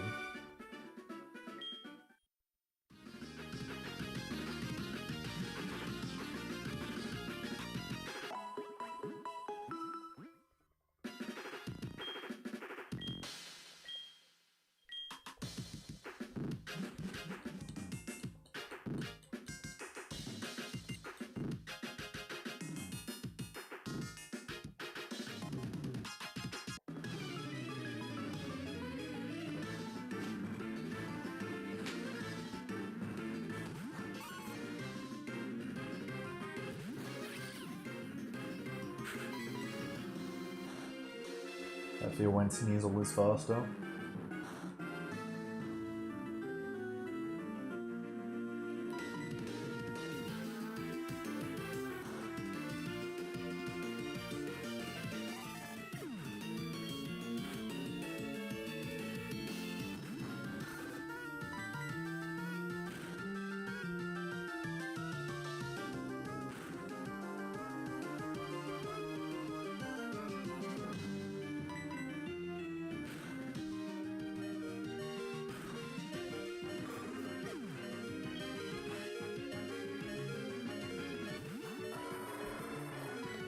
Another thing that's going to be faster.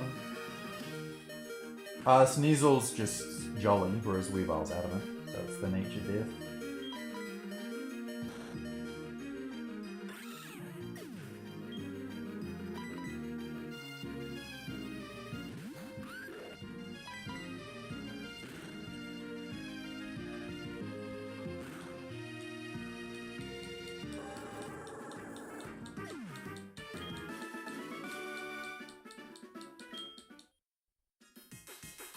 But like, to me, the drop off to Gen 7 after Gen 6 is just an even more exaggerated version of Gen 5 after Gen 4. Like, Gen 4 was very much raising the stakes. Battling maturity, progress level, and expansion of the world was getting much higher, and then they just fucking cannonballed that into the sun and went, what if goofy shit again?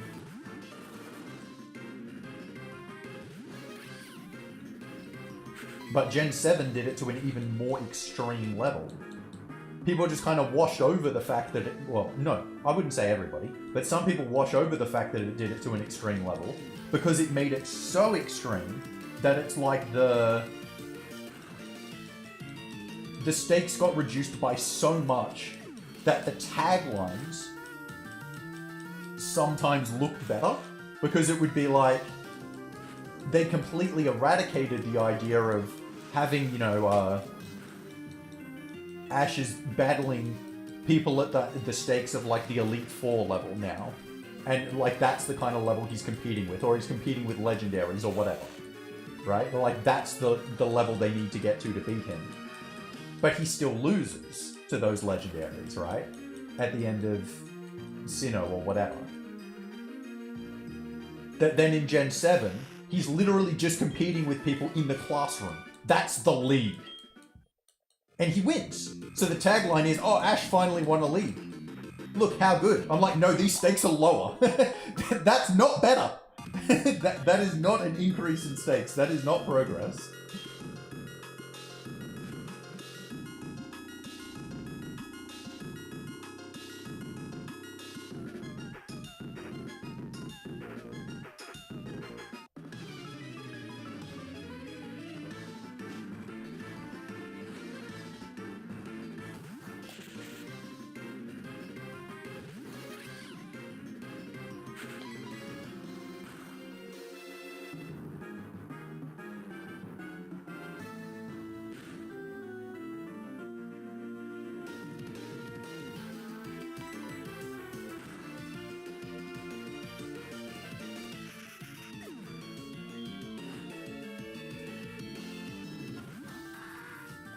They waited so long to put in a new pro tag that it's almost too late to the point where it's like only absolute like hardcore nutcases is probably too strong a word, are even gonna know. Like if you talk to a generic person who knows about Pokemon or whatever, they're still gonna be talking about Ash and Pikachu, right?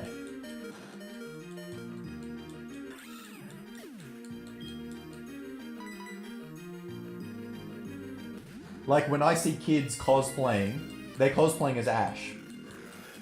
No one's cosplaying as fucking Liko.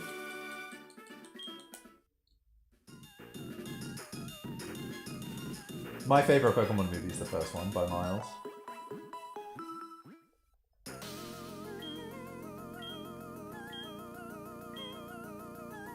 Yeah, see? Exactly, right?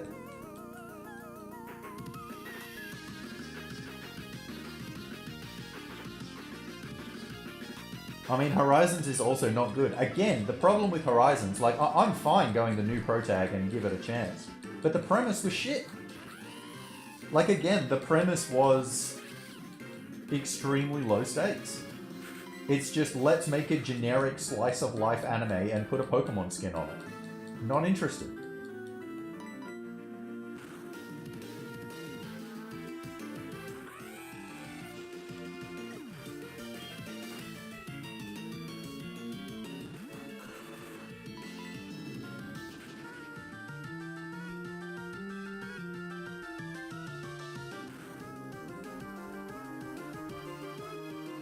Ugh.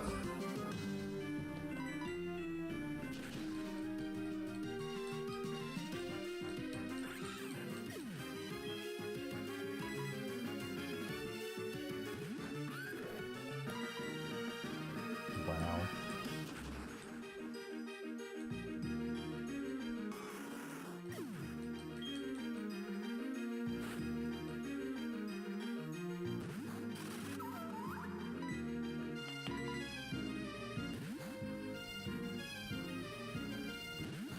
Whereas Journeys is, so the Gen 8 anime is almost the complete opposite. Oh my god.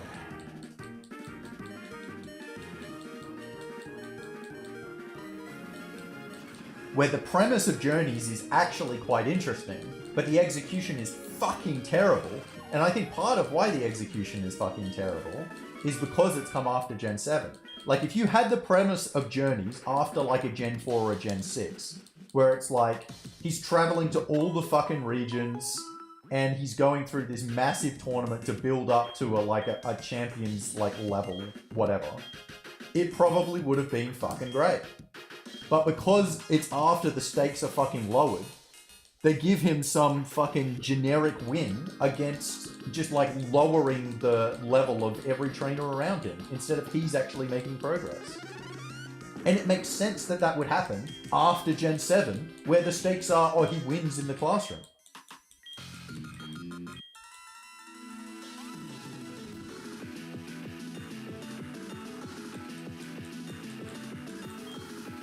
There's actually more than one episode in Season 1 that alludes to the first movie. Because there's the one where Mewtwo flies off, but there's also the 8th gym where Gary goes in.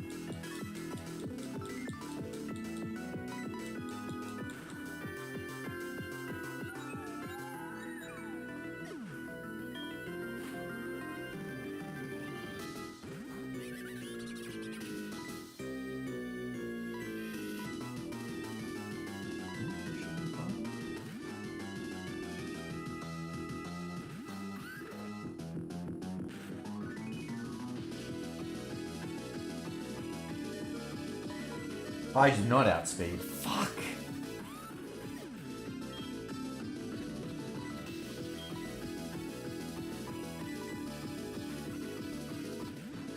Oh, I got that wrong.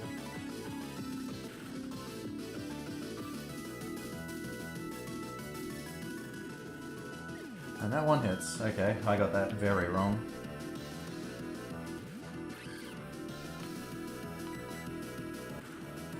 Okay, that was just a total misplay by me.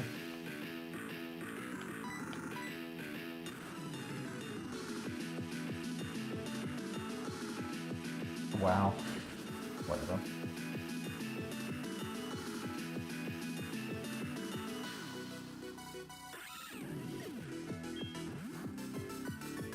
Needed to just be Endure with Hitmonlee.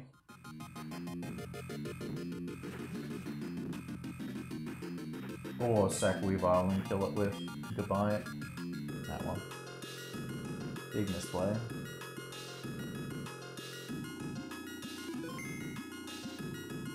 Yeah, I definitely thought Goodbye would outspeed. Let me,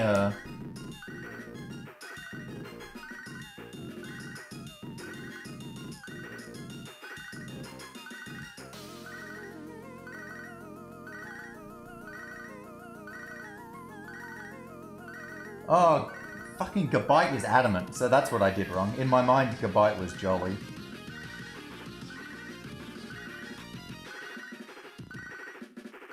Yeah, okay.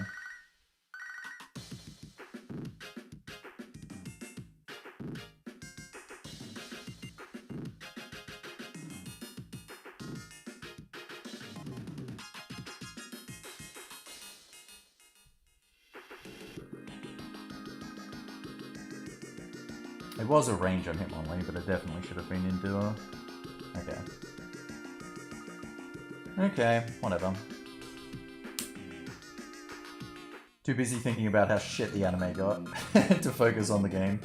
Alright, that'll definitely do for now. I will be back tomorrow. Thanks for watching, guys. Peace, peace.